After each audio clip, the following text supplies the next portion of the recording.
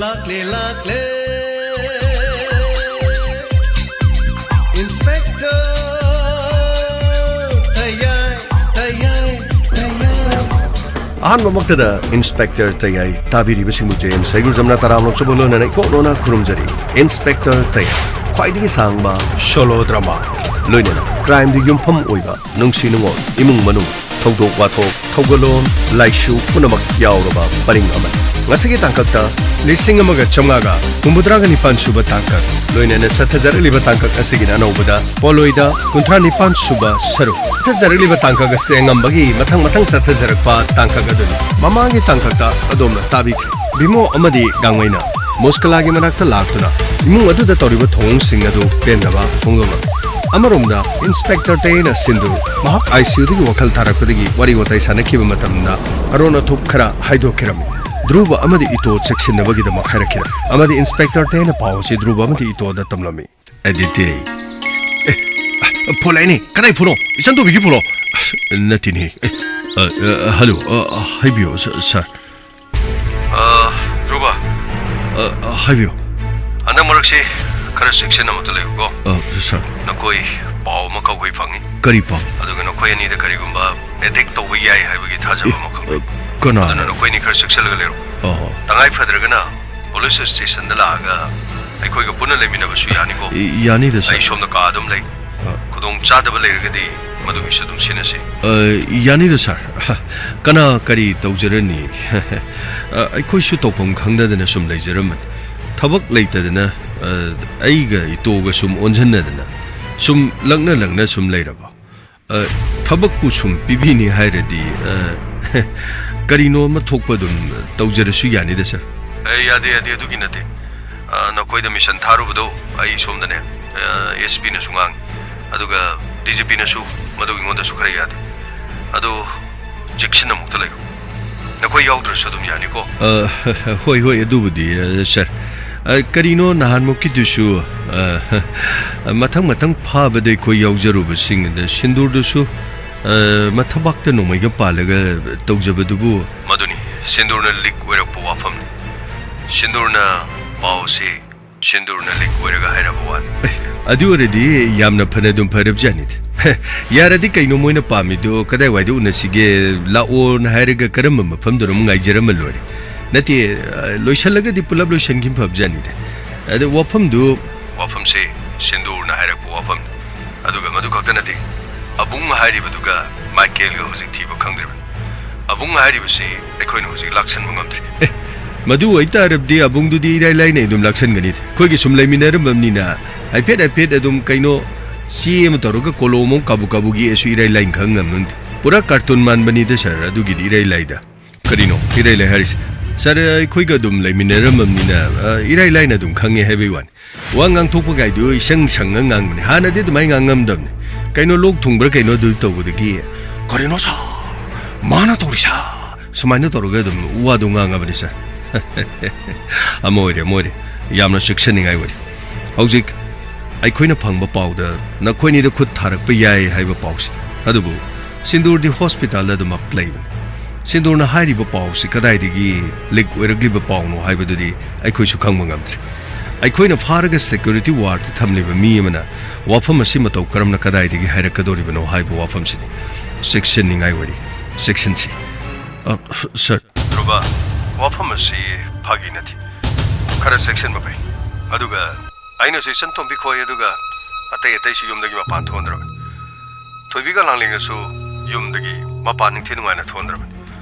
Tonganda, I call you police Gariam Sangan to the Tamla. IGP, Matamoma Hector the Zilli Torope. Mark Tolok Tringimatamna, Mafama Shit Chai, Duna Ladyba, my kid, Aduga Abum. Makoina Hosi, I call you Tokiba Togo, to the Nan Toga Hosi Poblet. Amaromda, Sanatomba, Amadi Basker, Nan Tokiba the Hosi Power, Karigumalikuna Matakamamtri. What are we with the Yadrisar? Makushing do Pangi matam de Coco Lucialamana Pubjani. As a sing nizer of the Kona Sumsumation one of the later of the Gaidorunik. A Patpa Lucian Karega Patpa Tolum Tarab the Sumaina Torodum. Druba, Ponomaxing do Hecta Yavanati. I quite police me Hana Valibanati. Me bo Wakal Hanba. 하나기 분치다 뭐하나 보렁나 보나 미양기 분치 ngakpa ain kaiba misingbu parage cherak pibdo madu khakdani hoi nangna makhoibu ningthijena sudologa thamlamane haibai khang adubu hospital gi nan tho chakredana askane da wani de se hospital di nan thok libdu taseng na rabdi makhoi punsi ju kanbire du makhoi tori dubu ngai khong adugi mathang da kari torok da gi haibane akoi yenga da yamle adubudi sir khoi gi plan budi dum leirumgani adubu taseng na rabdi onchal lage ai khoi da mung attack tawni ga hari dudi sir yam nungai jari sir na birak padu sir ai khoi di thengna jarage na dum leijari ama bore sir haibirak pa yam nungai druba wafam asi yang na logun makhoi afaba mi matanati makhoi na kari karam matam na kari torok da gi haibang mabana adugi mathakta hojiksu IGP na jail da leirabasu mafam asta operate toba mi kyamaram lai akoi na mafam da harkiu mi tara taren basi matung na makhoi amona mathang makhoi gi network chau thongno na so idin honaram makhoi gi makho sel leri bani na makhoi sel na toning ba thaba kyamaram torokin hoi sir na habiri bu ai monne loksin jeri sir aduga sir abungi matang du di sir thengbu thengnaradi abung du di irai laina dum hekta ngakthi chapaga dum loisalasu yaba minida mi pangchau chau chuna te karino maga de karino maken ga lot ki du abung phang tarab di maken irai lai putogan ponomaksi maken loina sinmene hai tarab di maken bo hoju phauba sir khoina phaba khotpa ngamdraga su tangai fedrab di kari no khoina tobu yabdu dum tokji gi haijari yamna khango hairu bai wana chedi go sir abung du go phajana loina ramba du ge maken gi manak tam tang khoi pusalu ai du moina ulai parei tokki me taseng na rabdi abung adu phangab di ngakthi chapaga amurani rak tang chujan bada punumaksi loin khangni haijari waro bibya di du ge abung thibada khangdi gai du di abung du di karino habitang chi ma koloma paraga chi khokot kholaga yam tangi ga thajarke taseng na rabdi madi irai laina khangni da ma khanglabdi atai du irai lain phani hajari basa pare druba nangna du mag hairabani na nangni yekpado mu yeng batare da adubu aina hari bo afam se nangi samsam na logon ito so dum hai kara section le aduga tangai federabati nangna abungdo musa khangni hairabani na nangna khangmudo ai khoi sida laga ta lagira aduga nangna yelaga pirak haribra sketch artist yen sira kai doksi gebdo amuti yengs panisha ai tangai fedradi la sulaksiki aduga sketch artist samde kabu gai ne dum haib da mani gek lapsu dum irai lain khangdorib jani pare na koina lakada bado ai khoi da dum pau biro aduga druba section nang khakta nati ai khoi ga mari lein nari ba case ase se nari ba mi pung khodi mai loina pau piri hauji amar soina pau pi gador karam ma tam da kari tor kadagi haiba kari mata khangmagti makoi jungle da leiba sha ma khalabani makoi karigum of sa da thakta dun sarang amagi manung da phajin dun thamlogum saning thaning bana lam tak na dun ngau dun re afang ba thengna ba waira kador matam ma da ai khoi masen gi marakta nungai ta ba thodok sing makoi ne karigum tholak labadi ai khoi ning don pom dun da magya ai khoi cross section ba tawsi panisha ai yam nungai jare sa dai biram sharadudi ai tangai pedana station da laga ita sui takcher pare ai thamage ko panisha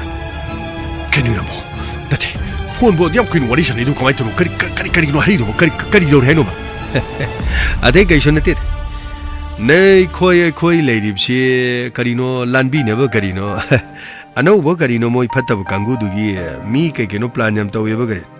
khoi bai ne pau du section ba heram ne ain thengna jarage na habi wana pura roibini yamu na dugi ore ko khoi thengna jarage ngai jaram gi gan hari yamu adugo kari no kana no yek pai du bo saman ba mi edu kari no kari yek pai du bo atai kari sunati nangi abung edu khandro abung edu ga nan thokib du maike na du ga nan thokib audi de makhoi ge choba geng khupu mamu kana yam sanga lebra ge ade da abung du thi khangdab du abung gi masak tu di tangai pedana nang ei na khangau bani na kari no cm di year pi rup tari yada yadraga sketch artist koroga yek pani khangdi kai ni khangdi toktari maike na dubdi haipet urabju karino khara labna ugimni na kitang di farak tari adubu tangai pedra ma su yek lo hari di dum yek ta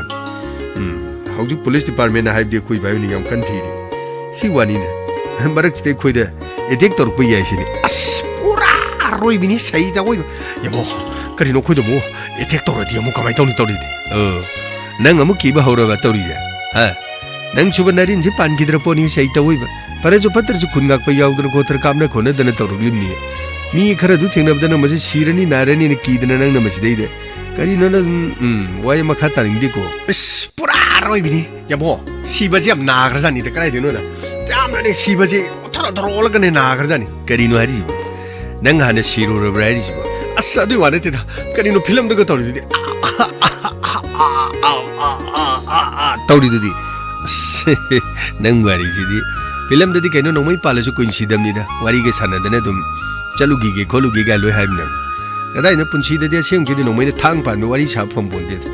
kong da ga pan ba khut da ga pala ga na ayo ai bu kan biu gai ne khara hai bai wani puk da ga pala ba te chang chang pala di karai de no ai ayo gai na hai nang dau janati skeno yamo adu di film da ga di lila da ga di no mai ga pala ga nang ai bo kau kanu ko ai nang bu thado ga chatle ka yamo adu wari ga pungai mu sana ba ye geno ri bo adu punchi de mai toru khang ba di am warang ba di am naram ga ne hai bi wani de mo adithe ai ni ga kari no nan ga lok thad ra hal me am do nati ayo hai nang bre ima kong nam pon de kadai wa dai no film lila da tau ba di sum pak tau tau wi wan kaim kan da di dum khong du khut ta pan ba puk tu khet ki ba gai do ada i ga yam thok tana ko tana ko na shi ba gai di dum yau jani kaim khalun atai bi lai ri kari no amar numar gai du kai no loi na ma khoi bai na pau pi ni hari ande ki matang chi khwai ngak lib di sindura dan hospital da le ra ga ai khoi bu khudong thi ni seksulu hara koi wan ai khoi shar so dum ngak ting ngak re kai no khoi shar hai bo nati noi bai ra ba oi ne khoi bai hai gere khoi shar hai gere dum hai bam tok bai ron khwai ngak lib di khoi seksulu ne ra kudo adu wi wani yamo section da bi kamai tong ni ai di chan tom bi hoi adu no ak ta chalaga kari no nuksi khoi una da ko tra khari kai kai no da bu singju bora ga charu ji khol ji ga na khali do yamo puro mo chilo ina phelo da re ne kamai tok da re do di as am to una bam ta ya ro do di chan tom bi khoi ga do ma pa na to thol mo kamai tong yamo to do ji to ba cham am to ngai ko de nang ju pa ngang ngang ni me nam ta di ibai na rak bani mo ko ju ma pa nam thon de adu ga thubi khoi lang len ko ju adai de kari no police gypsy gari m kham da adai de loin sang de le ma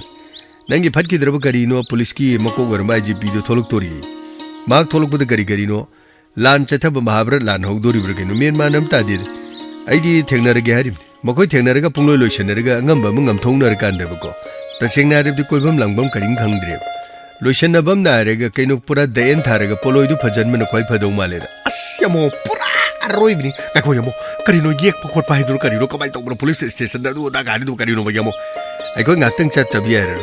nang abung adu police na thi ba de kaino mathong maram khang dra mal haipetang kari no irai live du bu raun ma thokoi sel pisum ma thak thak tor ma kok to kati maram khar thamage samai to mi ne ko ye ga dum lo ro du yamo kari no ju police station da mu da du mu ke artist tor ga nang kira nang le horo no yare ai chalur chat ta bi aroi bai ne dila on hai gram ni ne nate tau da bi aroi dana pura roi bini sai da yamo akhoi no mulam bi sal ngi khoi kidnap to ko ri kamai tong ni adu ere ga na kidnap to ro di handa ki matang ji di pura den thana no du tok tare na nong mai du pari ngai du dai ne thamu khoi bai ne nong mai du na khut pai no noi pai ya di thamu hani kam na ri ngai kholi ngai ine kari ka ro phata mi jing hat pa du di karim hai pon ti nong mai du ha phet pai ro di thamu du noi pai ya pon ti na hari kari no mission du da ko yo holu bai chopi ko le bai de kai ke no kana kana no khar ngang bi ra ma unthok bani sei ta oi ba police ki mateng pang ngo jo hai pang ga jo mu kari no limit dam tham ba dong chu to men man ta de kar mai to bro khang ge lo chanap to si kai no yamo krai du no mi ibai hoi cha se wani ya roi bini ai plano ina sin blore sa adu ai na hojik to jaga dor basi makhoi pulap ko thoga ai na mafam amado makhoi bu pulap pha na na bu sin jar motor boat ko makari ko ba ai ko mi singo to sem sar ga thambir ka mafam madu dai pulap pura ko phajal ga kari no khoi sar ko thola pu kudol poro ina pi na ba nangi thabak tu bu soidine yara dran chalu buda kana ba mahi le ra bra ne kari no sa ai na to jari bu thabak chego ako sar ko ina masing thabiro ro hai ni bro sa kari su kan bi ro ro atai atai di kari su kan de sa 마기 뭐붕 태코이나 코이도마 누가 마기 뭐선 비트거디 이라이라이나 보르가라 우리 부와 폼마마나 polisi wali menu patuna ya ya da buki mo ngam to ri ni sa adu wari ga police ओइबे नुपादसु योहलगा पुलप पोरादौनिने अदु अरबदी सोइदना नुंगाइरानिद्रा सा मधुसो इन खाली बनी करिगुमा मागा खने हारिब बिमो हारिबतुगा जोन गंगमई हारिब करियो मागा पुलप यावरुगा पूरगा लागदी अदु अरगदी चप चानर इराई लाइने खोइगी सगुन तौबदा सना फंग अदु अरबदिना नंग अखनब मना पिगे मखोइ अनीगा खोइगी खुट चनब ngamlaba अदु अरबदी मखा ताबदिने अखोइगी शहर हेक थोलकप मतमदा खुदोल पोट ओइना पीरगा खंगबरा अदु अरबदी चाउन मना फंगबा यारे सा आइदी मनादी करीबता लौजरो सा आइना लौजनिंग मनादी थाजा थाजा खतनी आइना पामदरबा करिनोने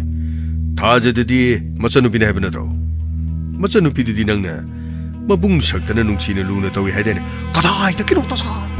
फजबा हाउबबु कनाना सानिंगदबु पामदबु लैबगिदा कदाइदा किनोता सा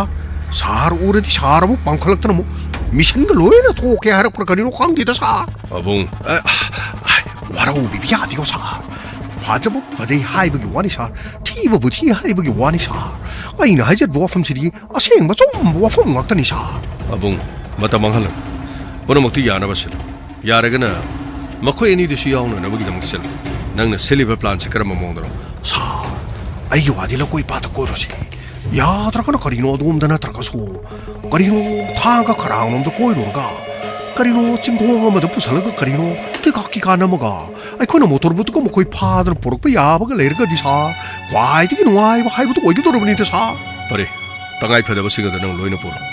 अदुगा पाउदो खोइद दम पिरो नंबर दिना खंगेदरा सा अदुगी वादि खंजरे सा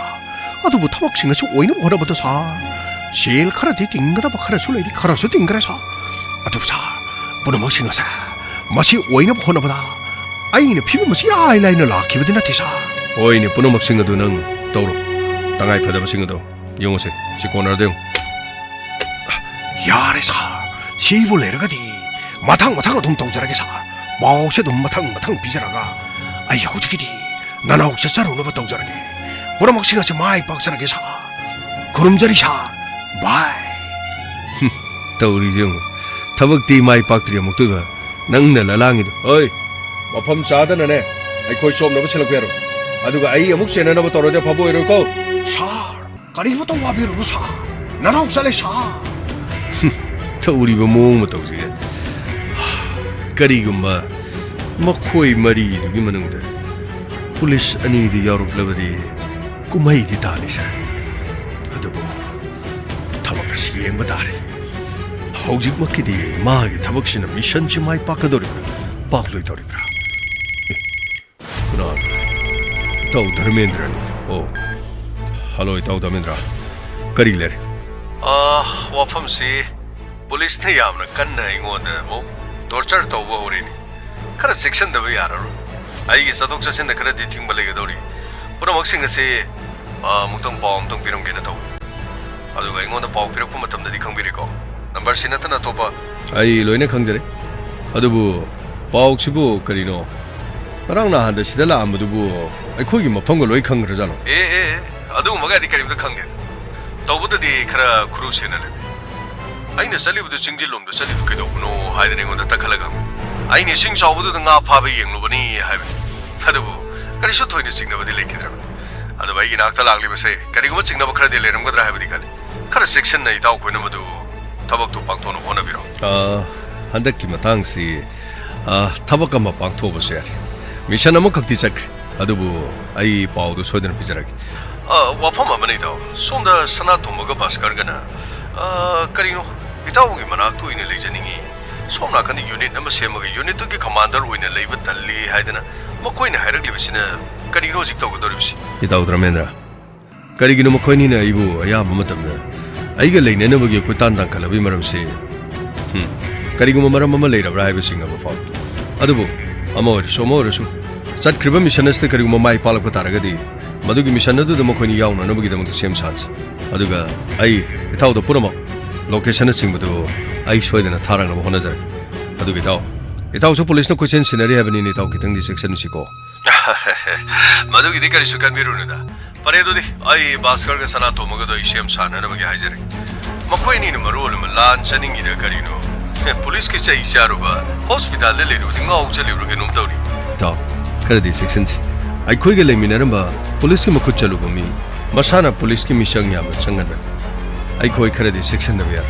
Police Minaruga Quigin, Actam Sang of Privacy. Arona Topuna Moxing to Kanki Yabagi, I'm not Chingnavale, Habitat any dog. Opamasita Wavagation, I took servant. Dog, Cardi 16 minutes. McCoy, Bishanama the Chat and never get the Moxiam Shad and Lairo hide in a tapio. Makata the information of the Bizaraki. Pareparito, I tamzarito. Parito. Kurino Sanatum Baduga Baskargana. Aigina the Chatke, Aigina the Tinbu, Tatana Hibig in Baram Sikari. McCoy, police custody the Ginan Torogani. Police custody the Ginan Torolaga. McCoy mirror in a labor palm the Bunmaram Kari. Ngayak later, I wonder. I ain't a lady, Mamma for much the Chatki hide and hide with Maram Karigan. Tamo is Shane and a coin, even she would get high boy. The Bukarigumanam talked over the I know the minum tonum tonobu or Batarbadi. Nakoy and Nikina toy. I ain't a can be a cup, Mamloy. Yang but I go. Nakoy yang but I. Hunter Kichang yang is the my parlor of the pay. Must she the my tea but Arbadi? Nangi Basker. Ariemada. Police the Changja keeper. Hataka. Atay. Dara Amadi Biba. Nakoi Busho, Matang Shap Chapa in a lemon Kunganitra. Kangi. Yang Batai go. Yang Batai.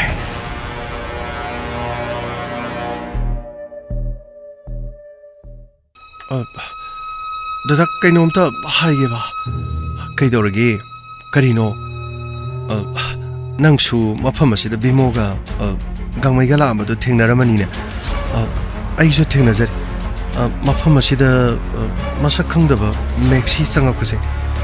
Sigimatang the Wayam Haram Kangdreda Ingon the Sunema Quinane Adu Tani Harami Aibukarimata Kangdabadona Adabu Kang Makoine di Maminari ni Hadana Taurido. Ado no one does you must the light heaven in a Karimakadi Shoy than Hiram when he called Hiramida Mukana Makuiluina Ningdaba Karino Queenie Hing Nabonas of a Sida Migi Matin Kajikang Tinaba Konabagi Kangdreda Nangulu Hong Dona low lady and a labor sunati Aishune Kari Hagadabano country Nangi the Motama Pama Makanga Karigomakade Shotoba. I don't know Ikai Kiwang Malan Makai. I Tasing the Tabak a sit over. Adubu Aina Mingo the Gishel, Roy Hidena. Aina Nangudi you on the Dinatian. Adubu Mokogi Wakanda Dada Wafama City, Moinity Yam Yaramti. Kangdre, Amaduna Marola Ma. Ah, Lokoi Pada Salusi, Adu the Gidi, Tanga Karang Salusian. Nang Basu Horo, Motorboat Katung, Sanjiputo Pishin. Mina the Tamoy Shang Hariba. I coined the Kangdreda Migi Miche, Chum the Yang Babu Hiradi, Adum Pabazanita, Adubu Kangdreni, Yang Bahitra di Shishu, Aruba Mahibadu, Oirene Tauris. Nada. I di Chatpokotu Karimati Yawning. I Chatpokotu di Mana Pudra was in a Puba Yang.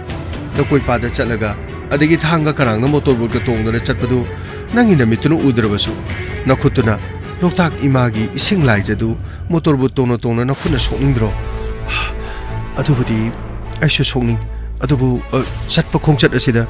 dabi mo hoi aduka dagang mai khoi yaw haiba yaragadi kaino haijibo moi ani yawragadi nang yawge siro moi ani yawdragadi makhoi yawdragadi chatpado aingonda lana ugani Wahangang the lady as Sidamu, Amukena Warokina Bagimachak Winnie Dada, Adudi, come down it our city. Moini de Saluciana, Hodori Bravo. Amana Marola Machasi, Salasi, Matam Lepo, and Kangam. Pare,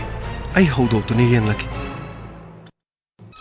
Could he not original Masagi Mishina? I don't own the later Malin and Magi. What is it called? Like Sandana Lord at the Pagadaba. Masagi Mishina, can't go. I ain't as hard as a bow to Tamgravanado, Green or Sona, Magi Tabaxi just hold over some of the Carino Tobimo. ꯑꯗꯨꯝ ꯎꯪꯗꯅ ꯂꯩꯔꯕ ꯅꯪꯕꯣ ꯅꯠꯇꯦ ꯀꯔꯤꯃꯨꯛ ꯇꯧꯔꯒꯦꯕ ꯑꯁ ꯏꯇꯧꯒꯝꯃꯩ ꯇꯣꯛꯑꯁꯤꯗ ꯃꯁꯤ ꯋꯥꯁꯦ ꯇꯧꯒꯦꯁꯨ ꯇꯧꯔꯁꯨ ꯑꯩ ꯃꯈꯣꯏꯒꯤ ꯃꯔꯝꯗ ꯑꯩ ꯋꯥ ꯉꯥꯡꯕ ꯄꯥꯝꯗ꯭ꯔꯦ ꯑꯗꯨꯒ ꯑꯩ ꯁꯤꯗꯩ ꯀꯣꯛ ꯊꯥꯗꯕꯁꯨ ꯑꯩ ꯄꯥꯝꯗ꯭ꯔꯦ ꯅꯠꯇꯦ ꯅꯪꯅ ꯀꯣꯛ ꯊꯥꯗꯗ꯭ꯔꯁꯨ ꯌꯥꯏ ꯋꯥ ꯉꯥꯡꯗ꯭ꯔꯁꯨ ꯌꯥꯏ ꯑꯗꯨ ꯀꯔꯤꯅꯣ ꯅꯪꯅ ꯃꯊꯥ ꯁꯥꯔꯤꯗꯨꯗꯤ ꯑꯩꯉꯣꯟꯗ ꯍꯥꯏꯐꯦꯠꯇꯗꯤ ꯍꯥꯏꯔꯝꯃꯣꯗꯅ ꯀꯔꯤꯅꯣ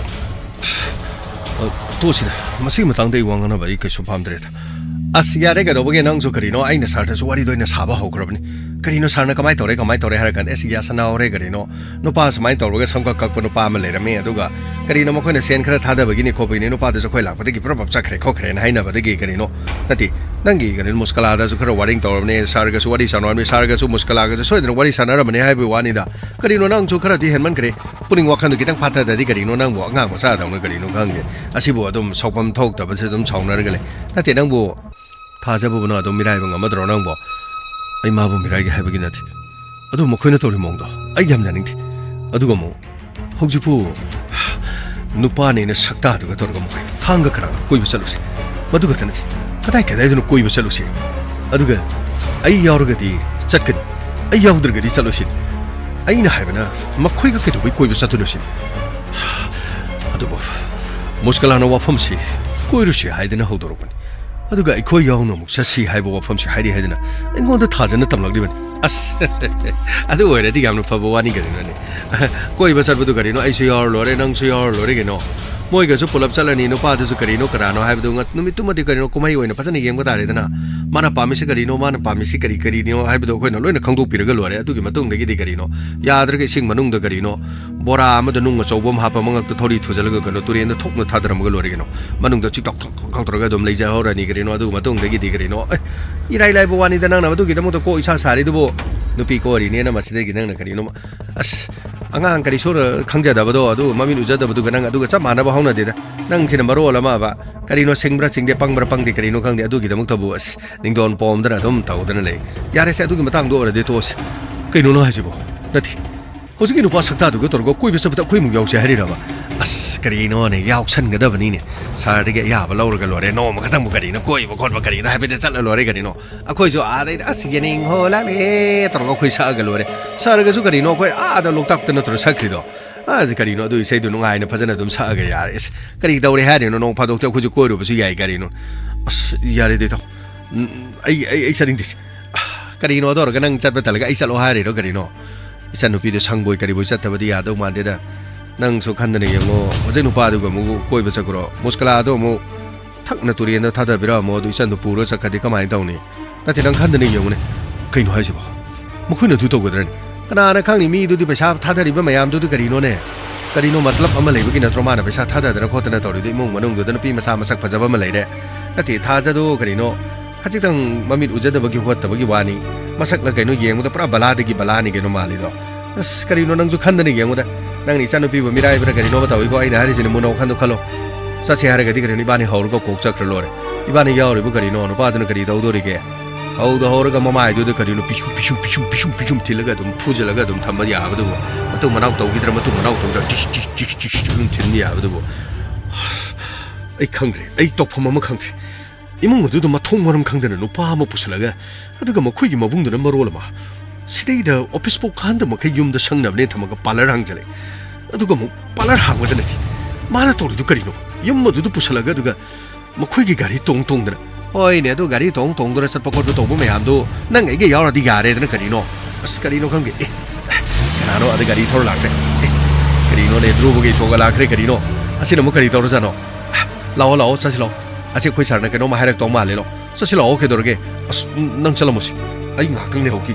아스 능 시조 온토 번에 사이다 오이바 원래 잘나 거라디 능 락타비 야로고 아이 잘라마게 그리노 강데 아시 아니 시조 어제 그다 뭐 라크레나 시는 뭐 거리 더러노 강데네 더리 아니 이제 라디 짜바 탁고 거는 거리노 카라서 왔다버니네 이보 아 그리노네 강웨이 라에 레라모 아스 그리노 뿌라로 이미니 또리자 에 이거 거메 lawan ke nulis kan apa lem dino iki kopi sini to jubu karino puraro ibini to karino nange de mi ke bing ata karme kero mi pha pun bokol bakari imta leitro bokeno pu ya bakal leitro kamanung sung pa thajalang khu chajam to sagalang ke dorge ke i bokol baka adu di yaro he nang so karino 너거이 뛰나라버니 콜라버니는 미 부부기다 못다 미네 하루디 뭐 아코이 아목 타박 따따나 또그니다 더 요아디 그리노 에다 또능 지주 바 프라미 야노 푸닝 날레라미데 그리노 레이버기 와디만 운다 도미 크라레 그리노 이따 치 디푸 코이조 그리노 마시데다 좀 리만 카스타디데 로타르글레 그리노 오늘은 디푸두쇼 실레디 브로제 수마삭도 엄두부 예닝이네 아스와칸다 그래도 어제디 거기 프라미 워라버니나 프라 상kok라카 가이도 로이나 텐토 그래 그리노 어데기디 세기디 농마이 팔로러버니나 가이노 휠체어도 돌아가 팜마가 좀 라이브네 satpa khotpadu kitang mapangan khara soli mapan pharingai dadi mi udabani do sidagi di mapangan do sola ka andadi karino mi gi mi nga to ure ne sidagi di minung chime am phawra abani ne karino ne asa khoi sarla ya dai da to sarla kare sir akhoi lakchari sir no khoi lakpa yam no phare karino no khoi mi sketch to ba du gi da mani sir sketch to budum ta kabu kabu game gen to ne mi ri rai lai ba mi ni da raw no ma thok yek sala ga mami na ma thok pansal mana to no ma thok oira lore social media da mi yam yek ni dana adu ga mi gi style du ni da irai lai gra ba mi ne mai pe mi yeng go matam da mai karino tha su da no popu ma sa ha bra ke no adu ga mai type tu da ni da lai pura roi bi ni da karino ma thok mon kang bon de I nai ga thang ma sa na de ma mai du khopa na pa tha do thoro thoro de on ga da ne ba akon so ma kan da ma ken gi ma ka punsan na ba khon na ba na kan ho na ri ga mo na chom pu chan da ba ne mi adu ga di so na kan do ro ga pa da na tha do go bo pa da na mo na karino yam no sin da wi ne 싱가 도로 빠이르가 도로가 마이 타니가 도로 분칼락들가 도 보이와니 아스 미만 답잖아 디드서 뿌라로 이비니 에디테 왕강 비탄자도 그래 비레디 받음니 다쟁 나이럽디 거기 살주가 기노와 그런 강능 거네 강범도 숭피피드는 나는 빵강 강젤리 다쟁 나이럽디 당게 호지기 거리 마밍도 아붕ngay 브르가니 마두디 노메나 그 갑들수 해야 돼 그래 랍딱 레르가 lawai lempu do nung macha no ko na dum thom de dum pan na dum si do ponit mihun gam te yo ponit edige ibani ne se pulle ring de santa de no mai tha dur me khechu gen dor poni ado de kare so khalo na ado ge aya bu pi ra ka na da so no ge no mai ne ka pa ku do ai ne ne gari no ne phar ka ba de pura segai thok ge ne ne gari no kare gu ma khet khelam ta ra di ta wa ni so nga chi si de le ra mo ne ko pura ke ma ga kari no ut o la ga na brindavan prapti o ra ga kari kari sri labanga manjuri das kari no hai bra kari no asma pugi khoya ka da hinam leina moina tin gre ga ne to do mai ne tawra ga dum taw gur do bo ni da adu bade gang mai ne gare no mai ne matang sana ka pi bade ge do ma do ga ta na dum santa do lo ka lo na ta ra ga dum si gi ne aseng bade gare no abung du so ai na ka ka da ne ado abung du chen gi na han gi ni no pa le ta adu bo abung do ai na ha phet man ma mi ma di le do masak tu khra lakchan ma ding ngam da ba hai ba ta re koi no jo abung ma na ba mi le jo ado ri abung ma na ba mi do le ta adu thogu yek sal lo re adu abung ni na ko ha re jo ya do koi do mu gi hen na bo ne koi mu ko re adu kari no ne ha ri jo na ti ito abung ma na ba mi sir karai do no ba le ri jo as lai da do gi ma pham ba de mi ma pham na hai do pa ya de adu de khang ni gari no som na kan da gari no koi ba sa se kho se lo koi pa da sa se do tau se da tau se ga na hai rak pa ko lo pa mi ga chu yam le kai nu ga mai hai jo sir kri no a de da muskala na gari no hoji moi gi manak ta le nu pa do adu kari maxi habra gaino adu ga gari no koi ba salu se lo koi pa ta kholi hai na ama se a da pham ga do bimo je ung na le ri jong adu gi ma na adu ung le ri se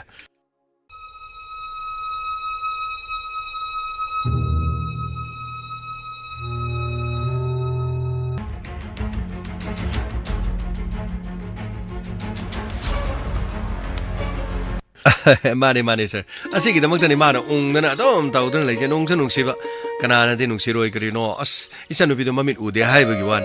masa ka de phasa ka sen bala ka de loina le hore kada de no mamai na kana mana bala male na kana mana soma male na kana mana kari no ama mu male na kala mana ama mu male kana no pama da male da men man ta de masa na phaja bani na kari no adu gadi pesa pai banu pa mane kari no je maxi hai de pesa to joro joro tha dar ga ma bungi kari no mana palar ga jo mu sabi re do adu ga chu kari no lupa sanga cha pi ga jo pang ni gen na kari no as khang de no pa du mo gi le kai du de di pesa tha da dar so mo imung do de sen do joro joro tha da na dum lai ra ba jani da kari no hai kan da no pi du no ya na ba ma bung du no ya na ba no ho na ba matam do ko khang de mi se ho ji kan de masak thira so ma khu do pesa pa re joro joro tha da de mi sing ke pung ya da ya bra khang de me man ta de ho ji ka ji kri hai ga da no khang de as oja ko mai pesa kyan pai jano pesa empai na de du no pa du di as soi de tha ja du soi lo ra ni mo ma as pesa tha da di ya ro ba du di as ka mo ji ki ma bung du so dum pesa du pra pa la ga hang de ma di pra ma as pra ro bi ta ma ni du di pra lo ra ma ni du ka mai tong ma ni du di as ya dre de no ngang nei ba du wang ngang na du so ram ho na dre du di shom di kana kana tar kana kana khom duri ge tori du chome keno adu di se keno no ni ye kene do ha pe gi odana di yeng ge dana ꯑꯩ ꯌꯦꯛꯄꯨꯗꯤ ꯆꯤꯟꯅ ꯁꯨꯝ ꯄꯪꯉꯥꯏ ꯍꯥꯏꯕꯒꯤ ꯋꯥꯅꯤ ꯑꯗꯣ ꯏꯇꯣ ꯅꯪꯅ ꯌꯦꯛ ꯑꯝꯇ ꯌꯦꯡꯉꯨꯁꯤ ꯑꯝꯇ ꯌꯦꯡꯉꯨꯁꯤ ꯑꯩ ꯌꯣꯛ ꯍꯥꯏꯔꯤ ꯃꯥꯜꯂꯦꯅꯦ ꯄꯨꯔꯥ ꯑꯔꯣꯏꯕꯅꯤ ꯇꯧꯔꯤꯁꯤ ꯈꯪꯗꯦꯗꯣ ꯄꯩꯁꯥ ꯄꯥꯏꯕꯅꯤ ꯃꯤꯗꯤ ꯃꯀꯣꯛꯇꯨꯁꯨ ꯁꯨꯃꯥꯏꯅ ꯁꯦ ꯑꯂꯨ ꯃꯥꯟꯕ ꯑꯃ ꯁꯨꯃꯥꯏꯅ ꯊꯛꯅ ꯌꯦꯛꯑꯅꯤ ꯇꯨ ꯁꯤ ꯑꯩꯈꯣꯏꯒꯤ ꯁꯨꯝ ꯆꯥꯛ ꯌꯦꯟꯁꯥꯡ ꯊꯣꯡꯕ ꯑꯂꯨꯗꯣ ꯑꯗꯨ ꯁꯤ ꯊꯛ ꯃꯥꯜꯂꯦ ꯑꯗꯣ ꯁꯤ ꯅꯥꯀꯟꯁꯤꯗ ꯃꯅꯥ ꯑꯃ ꯁꯨꯃꯥꯏꯅ ꯊꯣꯛ ꯄꯥꯟꯖꯜꯂꯦ ꯑꯗꯨꯒ ꯁꯤ ꯁꯝꯁꯤ ꯁꯨꯃꯥꯏꯅ ꯈꯦꯛꯀꯣꯛ ꯇꯨ ꯁꯤ ꯁꯨꯃꯥꯏꯅ ꯂꯩꯔꯦ ꯇꯨ ꯁꯤꯗ ꯃꯃꯤꯠ ꯊꯣꯛ ꯌꯦꯛꯁꯜꯂꯒ ꯇꯨ ꯁꯤ ꯈꯗꯥꯡꯗ ꯁꯨꯃꯥꯏꯅ ꯊꯛ ꯁꯨꯃꯥꯏꯅ ꯌꯦꯛꯁꯜꯂꯣꯔꯦ ꯁꯤ ꯂꯣꯏꯔꯦ ꯀꯩꯅꯣ ꯁꯤꯅꯦꯕ ꯍꯧꯖꯤꯛꯀꯤ ꯅꯨꯄꯥꯁꯤ ꯑꯕꯨꯡ ꯍꯥꯏꯁꯦ ꯁꯤꯅꯦꯕ ꯀꯔꯤꯅꯣ ꯁꯤꯕꯨ ꯑꯕꯨꯡ ꯍꯥꯏꯔꯤꯗꯨꯔꯅꯦ ꯁꯤ ꯑꯕꯨꯡ ꯑꯣꯏꯇꯥꯔꯗꯤ ꯁꯥꯔ ꯁꯤꯗꯤ ꯀꯔꯤꯅꯣ ꯑꯥꯗꯩꯗ ꯕꯤꯃꯣꯅ ꯃꯊꯥ ꯌꯥꯝꯅ ꯁꯥꯔꯒ ꯂꯩꯔꯤꯁꯦ ꯁꯥꯔ ꯑꯗꯨ ꯁꯤꯒꯤ ꯑꯩꯈꯣꯏꯅ ꯊꯦꯡꯅꯔꯤꯕ ꯃꯦꯛꯁꯤꯒꯁꯨ ꯁꯤꯒꯁꯨ ꯃꯁꯛ ꯆꯠꯄ ꯃꯥꯟꯅꯩꯅꯤ ꯀꯔꯤꯅꯣ ꯆꯥꯛ ꯌꯦꯟꯁꯥꯡ ꯊꯣꯡꯕꯗ ꯌꯥꯎꯔꯤꯕ ꯑꯁꯤ ꯑꯂꯨꯗ ꯏꯔꯥꯏ ꯂꯥꯏꯅ ꯌꯦꯛꯈꯤꯕꯒꯤ ꯋꯥꯅꯤ ꯃꯃꯤꯠꯇ ꯁꯨꯃꯥꯏꯅ ꯊꯣꯛ ꯇꯧꯔꯒ ꯌꯦꯛꯈ꯭ꯔꯤꯁꯤꯕꯨ ꯁꯤꯗꯤ ꯍꯥꯏꯐꯦꯠ ꯃꯥꯟꯅꯕꯗ ꯀꯔꯤꯅꯣ ꯃꯥꯟꯕ ꯃꯥꯜꯂꯦꯅꯦ ꯁꯥꯔ ꯀꯔꯤꯅꯣ ꯍꯥꯏꯁꯤꯕꯨ ꯁ꯭ꯀꯦꯆ ꯑꯥꯔꯇꯤꯁ ꯀꯧꯗ꯭ꯔꯁꯨ ꯌꯥꯔꯗ꯭ꯔꯣ ꯁꯥꯔ ꯀꯧꯗ꯭ꯔꯁꯨ ꯌꯥꯔꯅꯤꯗ ꯁꯤꯗꯤ ꯑꯩꯈꯣꯏꯅ ꯎꯕꯗꯨꯒꯁꯨ ꯁꯤ ꯆꯞ ꯃꯥꯟꯅꯩ ꯁꯥꯔ ꯑꯕꯨꯡ ꯍꯥꯏꯁꯤꯒ ꯃꯦꯛꯁꯤ ꯍꯥꯏꯁꯤꯒ ꯆꯞ ꯃꯥꯟꯅꯕ ꯖꯥꯠꯂꯣ ꯁꯥꯔ ꯉꯥꯏꯈꯣ ꯋꯥꯐꯝ ꯑꯗꯨ ꯑꯩꯈꯣꯏꯅ ꯍꯦꯛꯇ ꯏꯔꯥꯏ ꯂꯥꯏꯅ ꯂꯧꯕ ꯌꯥꯔꯣꯏ ꯑꯩ ꯃꯨꯁꯀꯂꯥꯗ ꯐꯣꯟ ꯇꯧ ꯃꯉꯣꯟꯗ ꯐꯣꯟ ꯇꯧꯔꯒ ꯍꯧꯖꯤꯛꯀꯤ ꯃꯤꯑꯣꯏꯗꯨꯒꯤ ꯐꯣꯇꯣ ꯃꯉꯣꯟꯗ ꯂꯩꯕ꯭ꯔꯥ ꯍꯥꯏꯗꯨꯅ ꯍꯪꯉꯛꯀꯦ ꯐꯣꯇꯣꯗꯨ ꯌꯥꯝ ꯊꯨꯅ ꯑꯩ ꯊꯥꯅꯕ ꯍꯣꯠꯅꯔꯛꯀꯦ ꯅꯈꯣꯏ ꯁꯤ ꯂꯩꯔꯝꯃꯨꯀꯣ ꯑꯩ ꯋꯥꯔꯤ ꯉꯥꯛꯇ ꯁꯥꯟꯅꯔꯨꯒꯦ ꯁꯣꯝꯗ ꯀꯔꯤꯅꯣꯅꯦ ꯇꯧꯔꯤꯁꯤꯕꯨ ꯁꯣꯝ ꯅꯥꯀꯟꯗ ꯌꯦꯛꯏꯁꯤꯅ ꯑꯕꯨꯡ ꯌꯦꯛꯄꯅꯦ ꯑꯗꯨꯒ ꯍꯣꯏꯅꯦ ꯑꯕꯨꯡꯗꯣ ꯅꯥꯟꯊꯣꯛꯈꯤꯕ ꯃꯤꯗꯨ ꯁꯤ ꯍꯥꯏꯐꯦꯠ ꯃꯥꯜꯂꯤꯅꯦ ꯑꯗꯣ ꯑꯩꯅꯁꯨ ꯃꯦꯛꯁꯤ ꯍꯥꯏꯔꯤꯕ ꯃꯤꯗꯨ ꯅꯪꯁꯦ ꯑꯩꯅ ꯀꯗꯥꯏꯗꯅꯣꯃ ꯎꯒꯨꯝ ꯇꯧꯔꯦꯅ ꯑꯩꯅ ꯍꯥꯏꯕꯅꯤ ꯑꯗꯨꯀꯥꯟꯗꯁꯨ ꯃꯥꯅ ꯀꯔꯤꯅꯣ ꯄ꯭ꯔꯤꯊꯤꯕꯤ ꯄꯥꯛ ꯆꯥꯎꯏ ꯃꯤ ꯌꯥꯝꯅ ꯄꯥꯛ ꯆꯥꯎꯏ ꯃꯤ ꯃꯥꯟꯅꯕ ꯌꯥꯝ ꯂꯩꯕꯅꯦ ꯍꯥꯏꯕ꯭ꯔꯥ ꯀꯩꯅꯣ ꯃꯤ ꯑꯃꯒꯤ ꯁꯂꯣꯟ ꯑꯍꯨꯝ ꯂꯩ ꯍꯥꯏꯕ꯭ꯔꯥ ꯀꯔꯤꯅꯣ ꯃꯥ ꯑꯗꯨꯃꯥꯏꯅ ꯍꯥꯏꯔꯒ ꯆꯠꯒꯨꯝ ꯇꯧꯕꯅꯤ ꯀꯔꯤꯅꯣ ꯑꯗꯨꯕꯨ ꯉꯥꯏꯈꯣꯅꯦ ꯑꯗꯨꯒꯤ ꯐꯣꯇꯣꯗꯨ ꯎꯔꯗꯤ ꯑꯃꯨꯛ ꯑꯗꯨꯗꯤ ꯏꯇꯥꯎ ꯅꯣꯏꯅꯗꯤ ꯐꯣꯇꯣꯗꯨ ꯏꯔꯥꯏ ꯂꯥꯏꯅ ꯈꯪꯒꯗꯧꯔꯤꯕꯅꯤꯅꯦ ꯈꯪꯅꯤ ꯑꯗꯨ ꯋꯥꯗꯤ ꯗꯥꯏꯔꯦꯛ ꯑꯩꯅ ꯎꯔꯗꯤ ꯏꯔꯥꯏ ꯂꯥꯏꯅ ꯍꯥꯏꯐꯦꯠ ꯎꯕꯗ ꯑꯗꯨꯝ ꯈꯪꯅꯤ ꯌꯥꯝ ꯎꯗ꯭ꯔꯁꯨꯅꯦ ꯍꯥꯏꯐꯦꯠ ꯑꯗꯨꯝ ꯃꯃꯤ ꯈꯛ ꯎꯕ ꯃꯇꯝꯗꯅꯦ ꯏꯔꯥꯏ ꯂꯥꯏꯅ ꯑꯗꯨꯝ ꯈꯪꯒꯗꯧꯔꯤꯅꯦ ꯍꯦꯛ ꯌꯦꯡꯕ ꯃꯇꯝꯗꯅꯦ ꯃꯤꯗꯣ ꯁꯦ ꯑꯩꯅ ꯍꯧꯖꯤꯛ ꯌꯦꯡꯁꯦ ꯆꯥꯛ ꯌꯦꯟꯁꯥꯡ ꯊꯣꯡꯕꯗ ꯌꯥꯎꯔꯤꯕꯁꯦ ꯑꯂꯨꯁꯦ ꯁꯤ ꯃꯃꯤꯠ ꯊꯣꯛ ꯍꯥꯞꯆꯜꯂꯨ ꯇꯨ ꯃꯅꯥ ꯑꯅꯤ ꯊꯣꯛ ꯄꯥꯟꯖꯜꯂꯨꯁꯦ ꯃꯃꯤꯠꯇꯨ ꯏꯔꯥꯏ ꯂꯥꯏꯕꯅꯤꯁꯦ ꯁꯤꯃꯛꯅꯦꯃꯤ ꯌꯦꯡꯁꯦ ꯁꯤꯅꯦꯃꯤ ꯃꯥꯟꯕꯨꯗꯤ ꯃꯥꯟ ꯌꯦꯛꯏꯁꯤ ꯃꯥꯟꯗꯤ ꯃꯥꯜꯂꯦ ꯑꯗꯨꯕꯨ ꯈꯤꯇꯪ ꯈꯦꯠꯅꯕ ꯑꯩꯕꯨ ꯁꯤꯅ ꯆꯦꯗ ꯌꯦꯛꯄꯩ ꯋꯥꯅꯤ ꯑꯗꯨꯒ ꯑꯃꯗꯨꯅ ꯗꯥꯏꯔꯦꯛ ꯀꯔꯤꯅꯣꯅꯦ ꯍꯥꯏꯔꯤꯗꯨꯕꯨ ꯏꯇꯥꯎ ꯅꯪꯅ ꯑꯃꯨꯛ ꯍꯥꯏꯔꯤꯗꯨꯅ ꯆꯦꯗ ꯌꯦꯛꯄꯅꯤ ꯑꯃꯨꯛ ꯍꯥꯏꯔꯤꯅꯦ ꯇꯧꯔꯤꯁꯦ ꯀꯔꯤꯅꯣ ꯏꯇꯥꯎ ꯕꯤꯃꯣ ꯁꯣꯝꯗ ꯂꯥꯛꯑꯣꯅꯦ ꯁꯣꯝꯗ ꯀꯔꯤꯅꯣ ꯄꯣꯠ ꯊꯣꯛꯀꯗꯧꯔꯦ ꯂꯥꯛꯑꯣꯅꯦ ꯁꯣꯝꯗ ꯂꯥꯛꯑꯣꯅꯦ ꯅꯪꯕꯣ ꯁꯤꯗ ꯂꯥꯛꯑꯣꯅꯦ ꯅꯪꯅ ꯆꯤꯡꯅꯔꯤꯕ ꯃꯤꯗꯣ ꯁꯣꯝ ꯅꯥꯀꯟꯗ ꯀꯔꯤꯅꯣ ꯊꯤꯔꯤꯕ ꯑꯕꯨꯡꯁꯤने ꯍꯥꯏꯕ꯭ꯔꯥ ꯀꯔꯤꯅꯣ ꯍꯥꯏꯔꯤ ꯂꯥꯛꯑꯣꯅꯦ ꯅꯪꯕꯣ ꯁꯣꯝ ꯅꯥꯀꯟꯗ ꯌꯦꯡꯉꯣ ꯂꯥꯛꯑꯣꯅꯦ ꯅꯪꯕꯣ ꯀꯔꯤꯅꯣ ꯏꯇꯥꯎ ꯒꯃꯩ ꯀꯔꯤꯅꯣ ꯍꯥꯏꯔꯤꯗꯨꯕ ꯏꯇꯥꯎ ꯏꯇꯥꯎ ꯈꯣꯏ ꯂꯥꯛꯄꯤꯔꯝꯃꯤ ꯍꯣꯏ ꯑꯩꯈꯣꯏꯁꯨ ꯀꯩꯅꯣ ꯁꯤꯗꯩꯗ ꯁꯥꯟꯅ ꯂꯥꯛꯇ ꯌꯥꯗꯦꯅ ꯇꯧꯕꯗꯒꯤ ꯂꯥꯛꯄꯅꯤ ꯑꯗꯣ ꯁ꯭ꯀꯦꯆꯇꯣ ꯑꯝꯇꯪ ꯀꯥꯕꯛ ꯌꯦꯛꯁꯦ ꯁ꯭ꯀꯦꯆ ꯑꯥꯔꯇꯤꯁ ꯇꯧꯔꯒꯥꯅ ꯑꯩꯅ ꯏꯔꯥꯏ ꯂꯥꯏ ꯃꯤꯗꯨ ꯌꯦꯛꯄꯗꯣ ꯃꯁꯝꯗꯣ ꯅꯤꯡꯊꯤꯅꯨꯡꯉꯥꯏꯍꯧꯗꯦ ꯑꯗꯒꯤꯗꯤ ꯌꯦꯡꯉꯨꯁꯦ ꯁꯤ ꯂꯩꯔꯤ ꯐꯤꯕꯝꯁꯤꯅꯦꯕ ꯈꯦꯠꯅꯕ ꯈꯔ ꯍꯥꯏꯕꯕꯨ ꯁꯤꯗꯩꯗ ꯁꯝꯁꯦ ꯑꯩꯈꯣꯏꯒꯤ ꯑꯃꯗꯨꯅ ꯈꯔ ꯌꯥꯝꯅ ꯐꯥꯟꯇꯠꯄꯅꯤ ꯑꯗꯨꯒ ꯂꯦꯗꯔ ꯖꯦꯀꯦꯠ ꯑꯃ ꯂꯤꯠꯄ ꯑꯗꯨꯒ ꯃꯥꯗꯤ ꯌꯥꯝꯅ ꯃꯥꯜꯂꯦ ꯀꯔꯤꯅꯣ ꯑꯗꯨꯒ ꯏꯇꯥꯎꯈꯣꯏꯅ ꯁꯤꯁꯦ ꯑꯕꯨꯡ ꯍꯥꯏꯔꯤꯗꯣ ꯃꯥꯅꯤ ꯏꯇꯥꯎ ꯁꯤꯅꯤ ꯑꯕꯨꯡ ꯍꯥꯏꯔꯤꯗꯣ ꯑꯗꯨꯒꯤ ꯋꯥꯕꯨꯗꯤ ꯆꯨꯝꯃꯕꯖꯥꯠꯅꯤꯗ ꯑꯩꯈꯣꯏꯒ ꯃꯇꯝ ꯈꯔ ꯑꯗꯨꯝ ꯑꯣꯟꯅ ꯊꯣꯏꯅ ꯂꯣꯏꯅ ꯂꯩꯃꯤꯟꯅꯔꯕ ꯃꯤꯅꯤ ꯑꯗꯩꯗ ꯁꯤꯒꯤ ꯃꯤꯁꯤ ꯊꯤꯔꯤ ꯑꯩꯗꯨꯗꯤ ꯑꯩꯈꯣꯏꯗꯤ ꯈꯪꯄꯣꯟꯇꯦꯗꯣ ꯏꯆꯝ ꯆꯝꯅ ꯑꯩꯈꯣꯏ ꯁꯥꯔꯅ ꯍꯥꯏꯕꯗꯨꯗꯒꯤ ꯍꯥꯏꯐꯦꯠ ꯌꯦꯛꯄꯣꯏ ꯀꯔꯤꯕꯣꯏ ꯁ꯭ꯀꯦꯆ ꯑꯥꯔꯇꯤꯁꯇꯔꯣ ꯌꯦꯡꯒꯦꯅ ꯂꯥꯛꯄꯩ ꯋꯥꯅꯤ ꯑꯗꯣ ꯁꯤ ꯌꯧꯔꯀꯥꯟꯗꯗꯤ ꯑꯩꯈꯣꯏ ꯁꯥꯔꯁꯨ ꯐꯣꯟ ꯇꯧꯅꯦꯅ ꯁꯤ ꯆꯠꯈ꯭ꯔꯦ ꯑꯗꯨꯒ ꯂꯥꯛꯇ꯭ꯔꯤꯁꯤꯅꯤ ꯑꯗꯨ ꯀꯔꯤꯅꯣ ꯏꯇꯥꯎꯅ ꯑꯃꯨꯛ ꯍꯥꯏꯔꯤꯅ ꯏꯇꯥꯎꯅ ꯊꯦꯡꯅꯔꯤ ꯃꯤꯗꯨꯒ ꯃꯥꯟꯅꯩ ꯍꯥꯏꯔꯤꯕ꯭ꯔꯥ ꯀꯔꯤꯅꯣ ꯇꯧꯔꯤꯁꯤꯕꯨ ꯁꯤꯗꯒꯤ ꯌꯦꯛꯁꯤꯒꯗꯤ ꯃꯤ ꯃꯑꯣꯡꯗꯤ ꯍꯥꯏꯐꯦꯠꯄꯨꯗꯤ ꯃꯥꯜꯂꯦ ꯑꯗꯨꯕꯨ ꯁꯤꯗꯤ ꯀꯥꯕꯛ ꯌꯦꯛꯄꯅꯤ ꯑꯗꯣ ꯑꯩꯈꯣꯏ ꯁꯥꯔꯅ ꯆꯠꯈ꯭ꯔꯤꯗꯨꯕꯨ ꯀꯔꯤꯅꯣ ꯑꯩꯈꯣꯏ ꯁꯥꯔꯅ ꯆꯠꯈ꯭ꯔꯤꯁꯤ ꯀꯔꯤꯅꯣ ꯃꯦꯛꯁꯤꯗꯣ ꯃꯥꯗꯨ ꯀꯅꯥꯅꯣ ꯍꯥꯏꯕꯗꯣ ꯃꯥꯒꯤ ꯐꯣꯇꯣꯗꯣ ꯁꯣꯝ ꯅꯥꯀꯟꯗꯒꯤ ꯑꯩꯈꯣꯏ ꯃꯨꯁꯀꯂꯥꯗꯒꯤ ꯇꯧꯔꯒ ꯂꯧꯒꯅꯤ ꯍꯥꯏꯔꯤ ꯃꯨꯁꯀꯂꯥꯅ ꯐꯣꯇꯣꯗꯣ ꯊꯥꯔꯛꯑꯗꯤ ꯑꯗꯨꯝ ꯐꯣꯇꯣꯗꯣ ꯌꯦꯡꯉꯀꯥꯟꯗ ꯁꯤꯅ ꯑꯗꯨꯅꯤ ꯑꯗꯥꯅꯤ ꯍꯥꯏꯕꯗꯨꯗꯤ ꯁꯤ ꯗ꯭ꯔꯨꯕꯒ ꯏꯇꯣꯒ ꯂꯩꯔꯤꯉꯩꯗ ꯑꯗꯨꯝ ꯏꯔꯥꯏ ꯂꯥꯏꯅ ꯈꯪꯉꯣꯏꯗ꯭ꯔꯣ ꯑꯗꯨ ꯈꯪꯉꯗꯤ ꯄꯣꯠꯇꯨ ꯀꯥꯞꯄꯗꯤ ꯑꯗꯨ ꯑꯣꯏꯔꯗꯤ ꯀꯔꯤꯅꯣ ꯑꯩꯈꯣꯏꯅ ꯊꯤꯔꯤꯕ ꯃꯤꯁꯟꯗꯨ ꯀꯥꯟꯅꯔꯦꯗꯅ ꯑꯗꯨꯗꯤ ꯅꯪꯅ ꯏꯄꯥ ꯄꯥꯈꯠꯂꯤꯗꯨꯕꯨ ꯑꯗꯨ ꯑꯣꯏꯔꯕꯗꯤ ꯃꯍꯥꯛ ꯑꯕꯨꯡ ꯑꯣꯏꯔꯝꯕ ꯇꯥꯔꯕꯗꯤ ꯑꯩꯈꯣꯏꯅ ꯃꯥꯕꯨ ꯌꯦꯁ ꯑꯗꯨꯅꯤꯅꯦ ꯀꯔꯤꯅꯣꯅꯦ ꯑꯩꯈꯣꯏꯅ ꯐꯥꯁꯨ ꯐꯥꯕꯤꯔꯅꯤ ꯑꯗꯨꯒ ꯀꯔꯤꯅꯣ ꯍꯧꯖꯤꯛ ꯈ꯭ꯋꯥꯏꯗꯒꯤ ꯂꯨꯔꯤꯕꯗꯤ ꯑꯃꯨꯛ ꯂꯣꯛꯇꯥꯛ ꯄꯥꯠꯇ ꯆꯠꯁꯤ ꯑꯗꯨ ꯇꯧꯁꯤ ꯀꯣꯏꯕ ꯆꯠꯁꯦꯅ ꯍꯥꯏꯔꯤꯗꯣ ꯃꯥꯅ ꯑꯃꯨꯛ ꯀꯔꯤꯅꯣ ꯑꯩꯈꯣꯏꯁꯨ ꯌꯥꯎ ꯈꯣꯠꯂꯣꯁꯨ ꯑꯃꯨꯛ ꯍꯥꯏꯖꯜꯂꯦ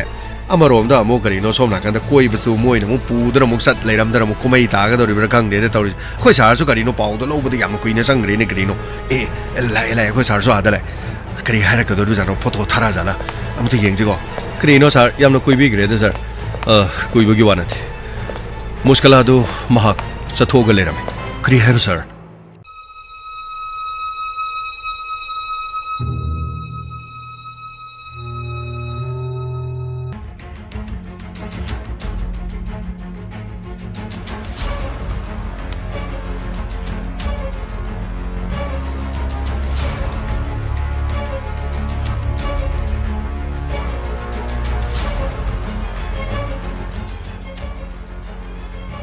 moy karino lokoi ba to koi ba sakrin karino lokoi ba to koi ba chale badi sir karino mo kai lokoi ba to koi ba sa si ko che aduga karino ai ga bimo ko su yaw hai na haram mani sir kari nanga bimo ga yaw hai ba aduga pakhui ni chali baduna makoi yaw duna chali baduna karam tori ba sir as basi kinu pa to kadar pada tore ne soidna abung oirani ne sir abung soidna male ne sir mai kadar pada to khoi yaw rani kholani ga haijala jala khang dire ne sir kamai tori sir adu di photo ko du thara abro sir aina muskala da ina haik photo do matang tharo haiduna aina haik adu aina ngangli budu ma khomning dum to baduna tak pudi manak adu da abung du soidna le ramani sir adu di bira yamna tare bodu di angang du ga pura ga soidna chalamani bu sir kamai tawni tawris gamai lokoi palom da thasina sir poi batar gadi muskala gi number santos sir number se yam thona surveillance tamo adu ga location putho yeng makhoi na sali mufam do koi tanana ba tawchi phani sir as onthona sakre da go karino hojika ta ngangna ra mada ngai ri aduga karino moina puruga chali hari jibu kamai ne toro puru chali jano ne as singba ji mi ni hele ne tawri mi mo nang nga sai na hai re aina koino dum ungna phamaga lei adum karino tawji har ka kaino hai jibu itogo mai adudi thaja su mi oi dunu pharaga pugraba adudi karino chik to asamuk ta ngai khone karino makhoi gi madom sagi number leitro madom sagi number leidi nang phone torgo muk ta hang ai hange makhoi madom sa da ai call torgo hange ai chomda thoga hange salone nang khara thunam ta hangone karino hojik tawri bisi adudi makhoi na thaja madi muskala purga chatkhra ainu wa hango matam da khumning dum tawi ha adu aina nangi na nakta lakwa mexi du gi photo mutang tharo di haikre tharak dori bra tharoi dori bra natraga phare tharabadi amukhena khangagre sandos sir ai saraje najarme location puthong no bador service provider da khara thuno gi da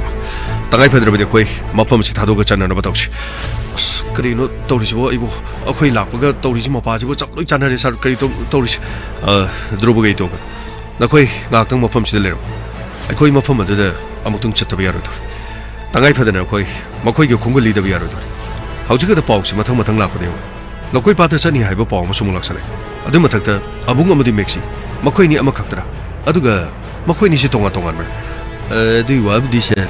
akhoi jo bitang karino gari de tungin jera kanda photo tharak tram ni na mayek tu chengna dum takchena ba akhoi su dum dare yaujera lo kare ba adudi akhoi chana batong bimo sir ai makhoi gi indum sa duga ipaw phonare makhoi yum do solo le hai dukan da leri krai da leri no khangde aduga masagi nupa mexi hari budu su makhoi gi shumang da lepu uki na hai aduga aina huji thajaga aina muskala ga phone tawda phone chu chatre thak tawduna puba soidero oramani sir pare dudi akhoi chana batong aseng machumudo loine khangna na bagidam yumdo boro somudo boro maragas ta khoi location dinga makhoi bu khongul lina ba tokse akhoi ge tem gabai sir gari thogdo chana ba tokse pani sir sandos karthuna rajendra sinaram pani sir kayam kuina akhoi ge khut ki na thoe badi ge modare wari sigi makha ayengamo tavirasi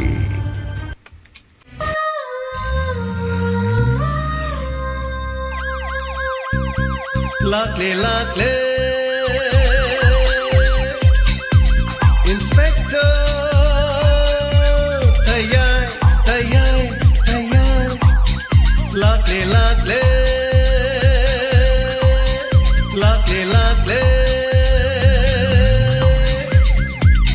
Inspector tayai uthana ba Kanbina ba Thank you sir Welcome Uthana ba Kanbina ba Inspector Tayai Lakle Inspector Tayai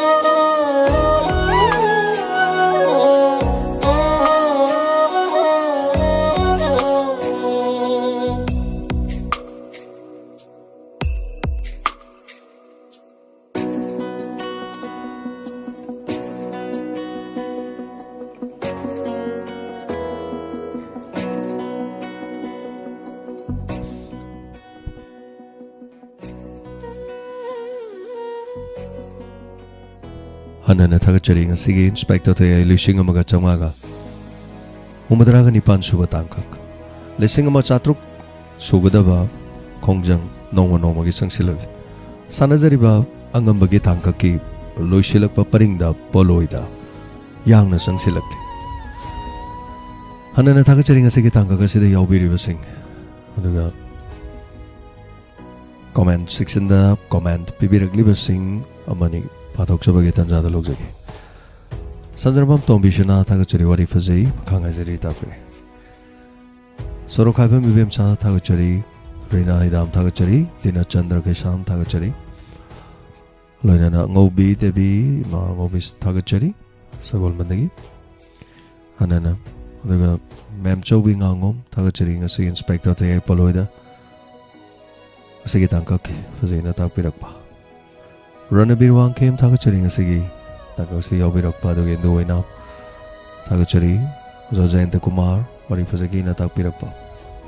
Memsa Yanribam Tagachari Sabir Maibam Tagachari Manichandra RK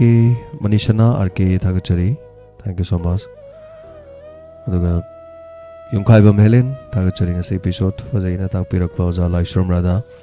Poloida Kuntrani Pansuba Sugi Madak Fazaino Kangway Tungi Porong Kangnawi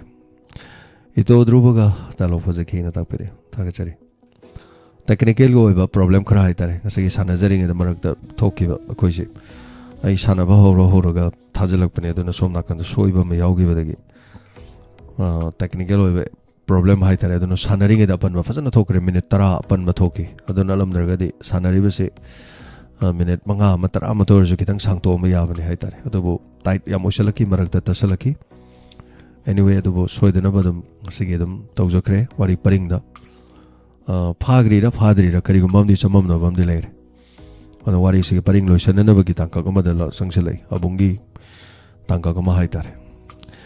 Tagachari Guru Aribam Ronita As Matangse Yamnasana Loisele Tagachari Kari Upai Dele Aduga Tankuntare, Tankunipan, Tankumapan, Tankuntra Aduga Tang 1, Tang 2, Tang 3 Numitare ni Nipani Sidi Inspector TAYAI Loinangan Gani Haitare Sino Missing Sidi Ganaba Adam Honazara Kamaram the Hajim Missing Loina Lila Lay Anyway Wadi and Wagadoriba the water swan Mayam Gidamatum Togul Dogzage Adaga Thank you so much Hanana Tagachari Imang Obi Adaga Sabir Maibam Tagachari Urmila Irengbam Tagachari Urmila Irengbam Engasi Irengbam the Laksaram Tagachari Irengbam Gi U Paring Hovagado Pazana me Hayang Igi Kongsat Haitare my personal blog Jani Sat Pagi Irengbam Chatpa Mate Masamakane Irengbam Gilambilo Uran Tagachari Yungkaibam Helen Morankuno Thank you so much Sabir Amakana Tagachari Sandhya Waikom Ngasig Inspector TAYAI Fazai Wari Makangai Zarina Tapire Local Singh Thank you so much Loyo Chamane Sarjanta Kumar Wari Fawa Haninga Laitana Fazai Natapirakpa Tagachari Adaga Loingamba Lorembam Tagachari Tingba Nganba Tenba Sangba Karisu Toidokte Nomagi Hauba Tabasara Tabirin Saba Saitare Madu the name of Pensaris, Dukaktanino Pamzava. Ekta de Wari to talk to the Nikamasana, the Pansanas and Mazuyam, Natamnino. I'm saying with the Ozarada Dunevago. I'm on the lace. What is it, my young lady Jana? Later, I'm Sisi Gamaiga Kanoga Tem Nagani, I do Tem Baloring, I do the Marak to Drobo Ito Valakani, Drobo Ito Lakanda, as I me Yekpado, Irailani Yakani. Injangi Matelam, the guitar was set and alu the Mimi took the Hapsalas my yakani. Adu Urogan see the Aina Ugiva Midune, Hypopoto Tahalakani, and they phone to Hongani, smite down his white on the same logram. Adu technical in a son of the Yaraktamu pilot. And the sea Toboxi. At a yard, the Pamsa later son of a native. The music Konga Ibachana, Liva, the gay sounding buggy music, the gay lang tuck nabuggy music, and they drove it to Tolaganamo, Harao buggy music. Raivam Tanati Gari, Tausalakani Gari, Kamsalakani, a sea ma'am, effect ma'am, Muhapada. ꯑꯗꯣ ꯁꯥꯟꯅ ꯁꯥꯟꯅꯅ ꯍꯥꯞꯄꯩꯅꯤ ꯀꯣꯛꯁꯦ ꯍꯦꯛꯇ ꯉꯥꯎꯗꯅ ꯆꯦꯛꯈꯥꯏ ꯍꯥꯏꯇꯥꯏ ꯑꯗꯣ ꯌꯥꯝ ꯅꯨꯡꯉꯥꯏꯖꯔꯦ ꯑꯣꯖꯥꯔꯥꯗ thank you ꯁꯣ ꯃꯆ ꯑꯗꯨꯒ ꯕꯤꯃꯣꯂꯥ ꯀꯣꯟꯁꯝ ꯊꯥꯒꯠꯆꯔꯤ ꯂꯣꯏꯉꯝꯕ ꯂꯣꯔꯦꯝꯕꯝ ꯊꯥꯒꯠꯆꯔꯤ ꯍꯌꯦꯡ ꯉꯥꯏꯖꯔꯤꯅ ꯇꯥꯛꯄꯤꯔꯛꯄ ꯍꯔꯤꯄ꯭ꯔꯤꯌꯥ ꯆꯅꯨ ꯊꯥꯒꯠꯆꯔꯤ ꯋꯥꯔꯤ ꯅꯨꯡꯉꯥꯏꯖꯩ ꯑꯅ ꯇꯥꯛꯄꯤꯔꯛꯏ ꯊꯦꯡꯛ ꯌꯨ ꯁꯣ ꯃꯆ ꯑꯗꯨꯒ ꯑꯣꯖꯥ ꯖꯤꯇꯦꯟ ꯅꯤꯡꯊꯧꯖꯝ ꯊꯥꯒꯠꯆꯔꯤ ꯁꯀꯨꯟꯇꯂꯥ ꯃꯥꯏꯕꯝ ꯊꯥꯒꯠꯆꯔꯤ ꯑꯣꯖꯥ ꯖꯤꯇꯦꯟꯅ ꯚꯤꯗꯤꯑꯣ ꯑꯃ ꯊꯥꯕꯤꯔꯛꯄꯗꯣ ꯄꯨꯛꯅꯤꯡ ꯋꯥꯔꯣꯜꯗꯗꯤ ꯍꯥꯏꯕꯤꯔꯛꯇꯦꯀꯣ ꯚꯤꯗꯤꯑꯣꯗꯣ ꯊꯣꯛ ꯊꯥꯕꯤꯔꯒ ꯄꯨꯛꯅꯤꯡ ꯋꯥꯔꯣꯜꯗ ꯊꯣꯛ ꯀꯣꯟ ꯇꯧꯕꯤꯔꯗꯤ ꯀꯣꯜ ꯑꯃ ꯂꯥꯛꯑꯒ ꯑꯗꯨꯝ ꯅꯨꯡꯉꯥꯏꯗꯧꯅꯦꯕ ꯑꯦꯅꯤꯋꯦ ꯑꯗꯨꯝ ꯅꯤꯡꯁꯤꯡꯂꯛꯇ꯭ꯔꯗꯤ ꯊꯥꯔꯛꯈꯤꯗꯧꯉꯥꯏ ꯍꯦꯛꯇ ꯀꯥꯎꯕꯁꯨ ꯌꯥꯎꯋꯤ ꯚꯤꯗꯤꯑꯣ ꯊꯥꯔꯛꯄꯗ ꯍꯦꯛꯇ ꯀꯥꯎꯕꯁꯨ ꯌꯥꯎꯋꯤ ꯑꯗꯨꯅ ꯊꯥꯒꯠꯆꯔꯤ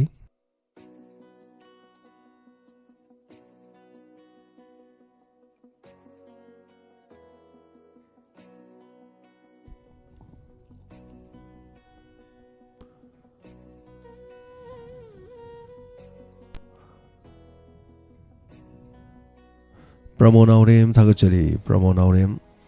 ꯐꯣꯟ ꯂꯩꯈꯤꯕꯗꯒꯤ ꯐꯣꯟꯗ ꯇꯥꯕꯤꯔꯦꯀꯣ ꯃꯦꯗꯥꯝ ꯄ꯭ꯔꯃꯣꯅꯥꯎꯔꯦꯝ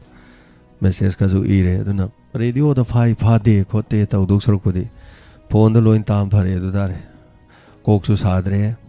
ꯃꯌꯦꯛ ꯁꯦꯡꯉꯤ ꯁꯦꯡꯗꯦꯁꯨ ꯂꯩꯇ꯭ꯔꯦ ꯇꯥꯅꯤꯡꯀꯥꯟ ꯇꯥ ꯌꯥꯔꯦ ꯆꯤꯡꯈꯠꯂ ꯇꯥꯔꯁꯨ ꯌꯥꯔꯦ ꯆꯤꯡꯁꯤꯜꯂ ꯇꯥꯔꯁꯨ ꯌꯥꯔꯦ ꯑꯩꯅ ꯋꯥꯕꯁꯤ ꯏꯃꯥ ꯏꯕꯦꯜꯁꯤꯡꯅ ꯇꯥꯔꯣꯏ ꯍꯥꯏꯕꯗꯨ ꯈꯛꯀꯤ ꯋꯥꯕꯩ ꯋꯥꯅꯤ ꯑꯗꯨꯅ ꯁꯤꯗꯒꯤꯗꯤ ꯂꯣꯏ ꯐꯣꯟ ꯄꯥꯏꯅꯔꯛꯑꯒꯗꯤ ꯇꯥꯗꯣꯏꯅꯦꯕ ꯐꯣꯟ ꯂꯩꯖꯗꯕ ꯏꯃꯥ ꯏꯕꯦꯜꯁꯤꯡꯁꯤꯒꯤ ꯋꯥꯕꯩ ꯋꯥꯅꯤ ꯍꯟꯅ ꯊꯥꯒꯠꯆꯔꯤ ꯊꯦꯡꯛ ꯌꯨ ꯁꯣ ꯃꯆ ꯃꯤꯡ ꯄꯥꯍꯧꯗꯕ ꯆꯦꯟꯈꯠꯈꯤꯕ ꯃꯌꯥꯝ ꯌꯥꯎꯔꯦ ꯁꯣꯔꯣꯛꯈꯥꯏꯕꯝ ꯏꯕꯦꯝꯆꯥ ꯑꯗꯨꯒ MD ꯁꯤꯔꯥꯖ ꯈꯥꯟ ꯊꯥꯒꯠꯆꯔꯤ ꯔꯤꯅꯥ ꯏꯗꯥꯝ ꯏꯕꯦꯝꯍꯟ ꯅꯤꯡꯊꯧꯈꯣꯡ ꯏꯃꯥꯃꯅꯤ ꯇꯣꯝꯕꯤ ꯑꯁꯦꯝ ꯃꯇꯣꯝ ꯂꯥꯡꯂꯦꯝꯕꯤ ꯋꯥꯔꯤ ꯃꯈꯥ ꯈꯧꯔꯥꯡꯅ ꯉꯥꯏꯖꯔꯤ ꯇꯥꯛꯄꯤꯔꯛꯄ ꯃꯈꯥꯒꯤ ꯏꯒꯦ ꯇꯧꯔꯤꯉꯩꯗ ꯍꯥꯏꯕ ꯑꯃ꯭ꯔꯥꯕꯇꯤ ꯊꯥꯒꯠꯆꯔꯤ ꯈꯔ ꯊꯨꯅ ꯆꯠꯂꯣ ꯈꯨꯗꯣꯡꯊꯤꯕ ꯊꯣꯛꯇ꯭ꯔꯤꯉꯩ ꯈꯨꯔꯥꯏꯖꯝ ꯃꯦꯃꯤ ꯊꯥꯒꯠꯆꯔꯤ ꯃꯤꯍꯨꯟꯒꯥꯁꯦ ꯇꯤꯡ ꯇꯤꯡ ꯇꯤꯡ ꯆꯣꯡꯉꯦ ꯑꯗꯨꯅꯤ ꯃꯦꯗꯥꯝ ꯃꯤꯍꯨꯟ ꯆꯣꯡꯅꯕ ꯑꯩꯅ ꯁꯣꯝꯗ ꯃꯤꯍꯨꯟ ꯃꯌꯥꯝ ꯍꯥꯞꯄ ꯍꯣꯠꯅꯔꯤꯉꯩꯗꯅꯤ ꯃꯤꯍꯨꯟꯒ ꯑꯩꯒꯤꯁꯨ ꯑꯃꯨꯛ ꯂꯣꯏ ꯄꯥꯏꯊꯣꯛꯈꯤꯕꯒꯤ ꯋꯥꯅꯤ ꯑꯗꯨꯒꯤ ꯋꯥꯅꯤꯁꯦ ꯉꯁꯤꯁꯦ ꯍꯦꯛꯇ ꯄꯨꯡꯉꯥꯎ ꯉꯥꯎꯗꯅꯕ ꯃꯤꯅꯠ ꯂꯪꯖꯟꯈ꯭ꯔ ꯁꯣꯝꯗ ꯃꯤꯅꯠꯇꯨ ꯊꯣꯛꯂꯛꯇꯗꯅ ꯑꯝꯇꯣꯏꯕ ꯁꯨꯔꯖꯤꯠ ꯀꯥꯏꯁꯦ ꯃꯃꯤꯠꯀ ꯂꯣꯏ ꯂꯪꯈꯠꯇꯅ ꯂꯣꯏꯈ꯭ꯔꯕ ꯁꯥꯟꯅꯔꯤꯉꯩꯗ ꯀꯩꯅꯣ ꯍꯥꯏꯗꯣ ꯃꯤꯅꯠꯇꯨꯕꯨ ꯀꯃꯥꯏꯅ ꯇꯧꯕꯅꯣ ꯀꯗꯥꯏ ꯆꯦꯟꯈ꯭ꯔꯒꯦꯅ ꯃꯤꯅꯤꯠ 24 ꯂꯩꯈ꯭ꯔ ꯃꯤꯅꯤꯠ 10 ꯈꯛ ꯆꯣꯡꯊꯣꯛ ꯂꯩꯈꯤꯗꯅ ꯑꯁ ꯃꯤꯅꯤꯠ 10 ꯈꯞꯈ꯭ꯔꯦ ꯎꯄꯥꯏ ꯂꯩꯇꯦ ꯃꯗꯩꯗꯤ ꯗ꯭ꯔꯨꯕꯒ ꯏꯇꯣ ꯋꯥꯔꯤ ꯁꯥꯟꯅꯕꯒ ꯑꯗꯨꯝ ꯑꯁ ꯑꯩꯅ ꯑꯝꯇꯪ ꯋꯥꯔꯤꯗꯨ ꯅꯪꯍꯧꯔꯣꯏꯅ ꯑꯝꯇꯪ ꯗꯥꯏꯂꯣꯛꯇꯣ ꯑꯝꯇꯪ ꯄꯥꯔꯛꯄꯗꯨꯗꯤ ꯃꯌꯥꯝ ꯑꯝꯇ ꯆꯤꯡꯈꯠꯂ ꯇꯥꯕꯤꯔ ꯌꯦꯡꯕꯤꯌꯨꯅꯦ ꯃꯤꯅꯠ 24 ꯑꯗꯨꯋꯥꯏꯒꯤ ꯃꯇꯨꯡꯗꯒꯤ ꯑꯝꯇ ꯇꯥꯔ ꯌꯦꯡꯕꯤꯌꯨ ꯀꯃꯥꯏꯅ ꯇꯧꯒꯦ ꯌꯦꯡꯕꯤꯌꯨ ꯗ꯭ꯔꯨꯕꯅ ꯉꯥꯡꯕ ꯑꯗꯩ ꯒꯥꯡꯃꯩꯅ ꯉꯥꯡꯕ ꯋꯥꯁꯦ ꯑꯁ ꯍꯦꯛꯇ ꯇꯨꯖꯜꯂꯒ ꯗꯥꯏꯂꯣꯛꯁꯤꯅ ꯅꯪꯍꯧꯔꯣꯏꯅ ꯉꯥꯡꯕꯁꯦ ꯍꯦꯛꯇ ꯂꯧꯐꯝ ꯇꯥꯛꯐꯝ ꯈꯪꯗꯕꯅꯦ ꯑꯗꯩꯗꯅꯦ ꯗ꯭ꯔꯨꯕꯅ ꯍꯥꯟꯅ ꯏꯕ ꯗꯥꯏꯂꯣꯛꯇꯣ ꯁꯨꯡ ꯌꯥꯎꯗꯕ ꯗꯥꯏꯂꯣꯛꯅꯤ ꯑꯗꯨꯃꯥꯏꯅ ꯍꯥꯏꯇꯥꯔꯗꯤ ꯀꯅꯥꯅ ꯇꯥꯐꯝ ꯈꯪꯗꯣꯔꯤꯒꯦꯅ ꯍꯥꯏꯔꯛꯏꯗꯣ ꯐꯥꯗꯔꯛꯏꯅꯦꯕ ꯑꯗꯨ ꯑꯩ ꯁꯣꯔ ꯍꯣꯜꯂꯤꯅꯦꯕ ꯑꯗꯨ ꯋꯥꯍꯩꯗꯣ ꯍꯥꯏꯔꯒ ꯑꯩ ꯁꯣꯔ ꯑꯃꯨꯛ ꯍꯣꯜꯂꯤꯅꯦ ꯊꯥꯒꯠꯆꯔꯤ ꯄ꯭ꯔꯃꯣ ꯅꯥꯎꯔꯦꯝ ꯑꯩꯒꯤ ꯄ꯭ꯔꯣꯕ꯭ꯂꯦꯝ ꯑꯃꯅ ꯂꯥꯏꯐꯇ ꯄ꯭ꯔꯃꯣ ꯅꯥꯎꯔꯦꯝ ꯑꯗꯨꯒ ꯗꯣꯅꯔ ꯒ꯭ꯔꯨꯞꯇꯅ ꯄꯨꯈ꯭ꯔꯝꯕꯝ ꯑꯗꯨ ꯀꯩꯁꯨ ꯃꯔꯤ ꯂꯩꯅꯗꯦꯗ ꯄꯨꯈ꯭ꯔꯝꯕꯝ ꯄ꯭ꯔꯃꯣ ꯍꯥꯏꯒꯦꯔꯥ ꯑꯗꯨ ꯀꯩꯁꯨ ꯃꯔꯤ ꯂꯩꯅꯗꯦ ꯑꯗꯨ ꯅꯍꯥꯟ ꯒ꯭ꯔꯨꯞꯇꯁꯨ ꯍꯥꯏꯕ꯭ꯔꯥ ꯀꯩꯅꯣꯝ ꯇꯧꯋꯤ ꯃꯦꯗꯥꯝꯅ ꯑꯗꯨ ꯀꯩ ꯃꯔꯤ ꯂꯩꯅꯗꯦ ꯑꯗꯨꯒ ꯄꯨꯈ꯭ꯔꯝꯕꯝ ꯄ꯭ꯔꯃꯣ ꯑꯣꯟꯊꯣꯛꯀꯦ ꯍꯥꯏꯁꯨ IDꯗꯨ ꯁꯦꯝꯗꯣꯛꯍꯟꯕꯤꯌꯣ ꯑꯗꯨꯅ ꯃꯦꯗꯥꯝ ꯄ꯭ꯔꯃꯣ ꯑꯗꯣꯝꯒꯤ ꯐꯣꯟꯗꯨꯗ ꯁꯦꯝꯒꯗꯧꯅꯤ ꯑꯣꯏꯅꯤꯡꯕ ꯑꯣꯏꯕ ꯌꯥꯏꯑꯕꯀꯣ ꯑꯗꯨꯒꯤ ꯀꯩꯁꯨ ꯑꯗꯨ ꯁꯤꯒꯤ ꯀꯔꯤ ꯃꯔꯤ ꯂꯩꯅꯗꯦ ꯁꯤꯗ ꯄ꯭ꯔꯃꯣ ꯀꯧꯗ꯭ꯔꯁꯨ ꯌꯥꯏ ꯁꯤꯗ ꯃꯥꯏꯃꯨꯒꯨꯅ ꯀꯧꯔꯁꯨ ꯑꯗꯨꯝ ꯌꯥꯏ ꯀꯩꯁꯨꯝ ꯀꯥꯏꯗꯦ ꯑꯗ ꯀꯔꯤꯝꯇ ꯑꯗꯨꯒ ꯃꯔꯤ ꯂꯩꯅꯗꯦ ꯁꯤꯗꯩꯗ ꯗꯣꯅꯔꯗ ꯊꯣꯛꯏ ꯁꯤꯗꯩꯗ ꯊꯣꯛꯏꯁꯤꯒ ꯗꯣꯅꯔꯗ ꯊꯣꯛꯏꯗꯨ ꯃꯃꯤꯡ ꯆꯞ ꯃꯥꯟꯅꯗꯧꯅꯤ ꯍꯥꯏꯕ ꯀꯔꯤꯝ ꯂꯩꯇꯦ ꯁꯤꯗ ꯌꯥꯎꯔꯤꯕ ꯁꯤꯗ ꯊꯣꯛꯂꯛꯏ ꯃꯤꯁꯤꯡꯁꯦ ꯗꯣꯅꯔ ꯌꯥꯎꯕ ꯃꯤꯃꯧ ꯅꯠꯇꯦꯅ ꯍꯥꯏꯔꯁꯨ ꯑꯗꯨꯝ ꯗꯣꯅꯔ ꯌꯥꯎꯕ ꯃꯤꯗꯤ 5-6ꯇꯕꯨ ꯑꯣꯏꯔꯝꯗꯣꯏꯅꯤ ꯑꯌꯥꯝꯕꯗꯤ ꯌꯥꯎꯗꯕꯅꯁꯨ ꯑꯣꯏꯔꯝꯗꯣꯏꯅꯤ ꯍꯣꯏ 50-100 ꯊꯣꯛꯄꯁꯨ ꯑꯗꯨꯝ ꯌꯥꯎꯔꯝꯒꯅꯤꯀꯣ ꯑꯗꯨꯅ ꯃꯤꯡꯗꯣ ꯀꯔꯤꯝꯇ ꯑꯗꯨꯒ ꯃꯔꯤ ꯂꯩꯅꯗꯦ ꯃꯦꯗꯥꯝ ꯅꯍꯥꯟꯁꯨ ꯋꯥꯍꯪ ꯍꯪꯉꯛꯑꯦ ꯑꯗꯨꯒꯤ ꯋꯥꯍꯪꯗꯣ ꯒ꯭ꯔꯨꯞꯇꯔ ꯀꯩꯅꯣ ꯍꯪꯉꯦꯕ ꯑꯗꯨ ꯀꯔꯤꯝꯇ ꯃꯔꯤ ꯂꯩꯅꯗꯦꯀꯣ ꯑꯗꯣ ꯃꯦꯗꯥꯝꯅ ꯅꯧꯅ ꯄꯥꯏꯔꯛꯄꯒꯤꯅꯤ ꯄꯨꯈ꯭ꯔꯝꯕꯝ ꯄ꯭ꯔꯃꯣ ꯍꯥꯏꯒꯦꯔꯥ ꯄꯨꯈ꯭ꯔꯝꯕꯝ ꯀꯔꯤ ꯍꯥꯏꯒꯦꯅೋ ꯑꯗꯨꯝ ꯍꯦꯛꯇ ꯍꯥꯏꯖꯟꯕꯤꯌꯣ ꯁꯤꯗ ꯍꯥꯏꯕꯗꯤ ꯀꯩꯁꯨ ꯀꯥꯏꯗꯦ ꯑꯗꯨ ꯗꯣꯅꯔꯗꯗꯤ ꯆꯨꯝꯅ ꯍꯥꯏꯒꯗꯧꯅꯦꯕ ꯑꯗꯨꯒꯤ ꯋꯥꯅꯤꯗ ꯑꯙꯥꯔꯗ ꯂꯩꯕꯗꯣ ꯍꯥꯏꯗꯧꯅꯦ ꯍꯥꯏꯕꯒꯤ ꯋꯥꯅꯤ ꯃꯔꯝꯗꯤ ꯃꯤꯡꯗꯣ ꯑꯣꯟꯅꯕ ꯌꯥꯗꯦꯗꯅ ꯁꯤꯗꯗꯤ ꯍꯥꯏꯅꯤꯡꯕ ꯍꯥꯏ ꯌꯥꯏꯗ ꯊꯝꯕꯥꯜ ꯁꯥꯄꯤꯒꯅꯦ ꯍꯥꯏꯖꯜꯂꯣ ꯑꯗꯨꯝ ꯌꯥꯅꯤ ꯀꯩꯝ ꯀꯥꯏꯗꯦ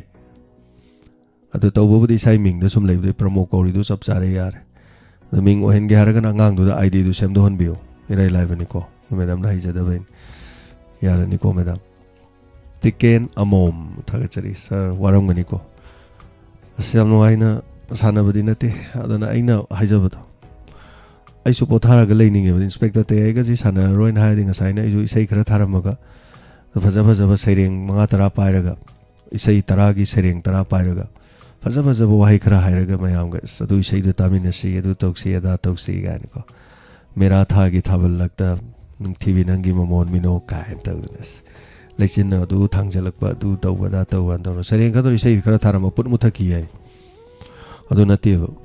Horen sana doji kamai san doi no kari dai long nong arang idui makhas mai chat pani wari paring no sini adugi paring do chum na lang no honai adu music khong no honai ama mok tong no as ada ai khwai yang ma je inspector TAYAI sana dring je sai je sum kitang le ram de sum pung je ta sala de ko kok ji sum lom jala ni sa je sum lom jala ne sana balo rani sana balo ra kan ai ni yang e bo kok ji khu yang am ne achau ba himalaya ge ching do kok ta thong mam do thang da ba ga chap ma ne Haying game water in Haying water. Was it put Wabiro? Why not Tumdani? Thank you so much. Sinida, Manung the lady, what is a quick authority? The inspector TAYAI Sana Bagasi Adam arrive with the Yam saying I can't. May have not the Nungaita, the Samalit and Malit later ago. Acquaintance on the authority.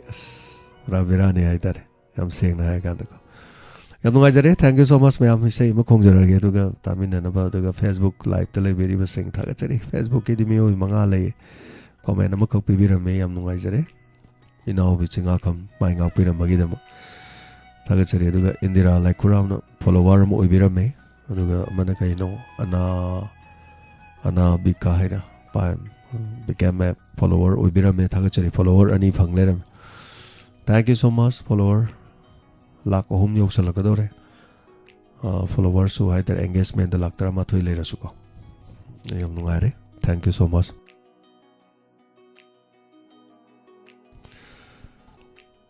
Kari say no kongadori sending tam thagi say no kongage kasi mayam nungai na taminers waxing yo le nang lebi ai khungang ge lera sungke ke dana fajabi wai kawi haiba leitabi Patam Punamakta Mamonta Noktuna Leva, Hibatar, Humang Mal Nahingjaba Aigi Kungangilera Kudol Tamjari, Waxingi Ulen Nanglibi.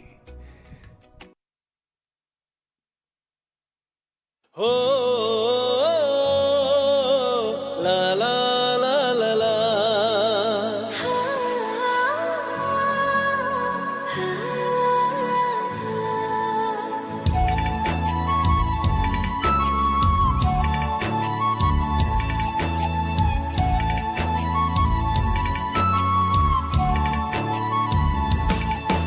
Waxingi ulen kanglibi aigi kungangi leira nungshi toirabi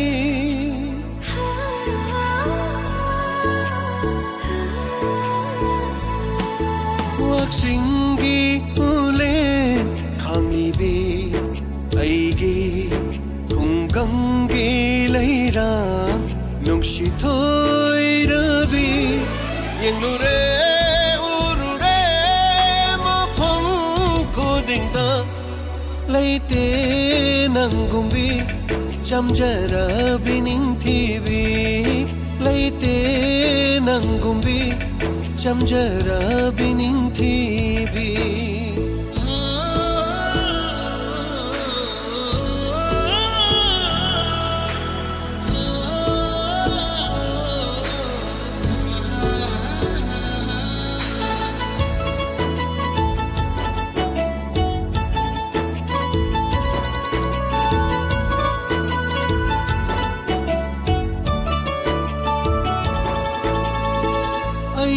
Asha khangdabi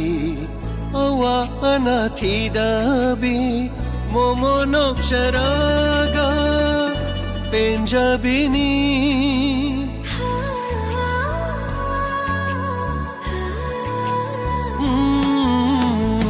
aing asha khangdabi awa anathdabi momonok charaga penjabini kalakmi haulai jadabi humang malna hingjabi shunke ke dana ningthi jabi hajana ikai jabi yenure urure mafam kodingda laite nangumbi chamjara biningthi bi laite nangumbi chamjara biningthi bi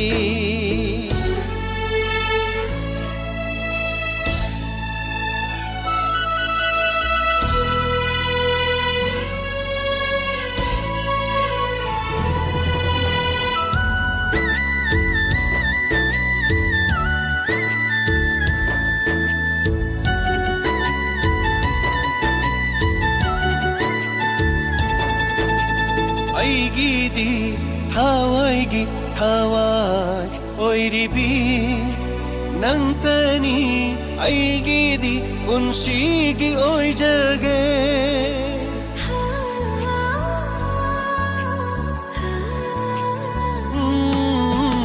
aigidi thawaigi thawai oiribi nangtani aigidi unshigi oijage mapok khudingi aitagile piu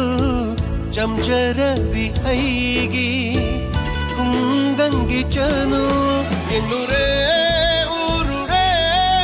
mafam khudinga laite nangumbi chamjarabi ningthibi laite nangumbi chamjara biningthi bi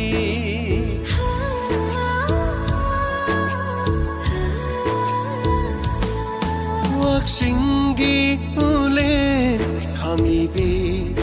aigi khunggangi leira nukshi thoi rabi yenure urure mafam kodingda laite nangumbi chamjara biningthi bi laite nangumbi chamjara biningthi bi